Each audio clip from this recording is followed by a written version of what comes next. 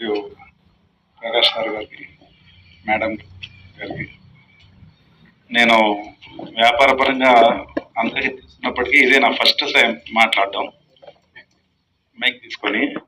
ఇలాంటి అవకాశం నాకు ఆదర్శమైన స్వామి ట్రస్ట్ వారి తరఫున రావడం చాలా ఇదిగా ఉంది.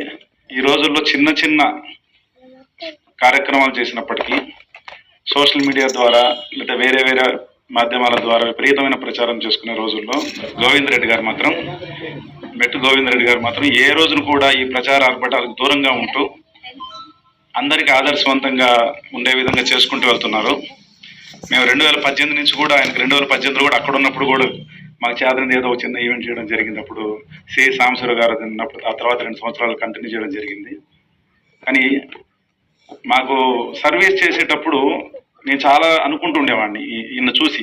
ఆ కరోనా టైంలో కూడా మేమేదో చిన్న చిన్న సహాయం చేసినప్పుడు కూడా మాకు ఆదర్శం ఈయనే. ఇంత ఇదిగా ఎట్లా చేస్తున్నారు, ఏ చిన్నది పెట్టినా సరే వాట్సాప్లో, ఫేస్బుక్లో, సోషల్ మీడియాలో విపరీతమైన ప్రచారం చేసుకున్న రోజుల్లో ఈ విధంగా చేయడం చాలా చాలా కష్టం సార్. అయినా కానీ మీరు అది చేస్తున్నందుకు మిమ్మల్ని మనస్ఫూర్తిగా అభినందిస్తున్నాను. ప్లస్ మీ గురించి మాట్లాడేంత ఇది నాకు ఉందో లేదో తెలియదు, కానీ మిమ్మల్ని పూర్తిగా అభినందిస్తూ సెలవు తీసుకుంటాను.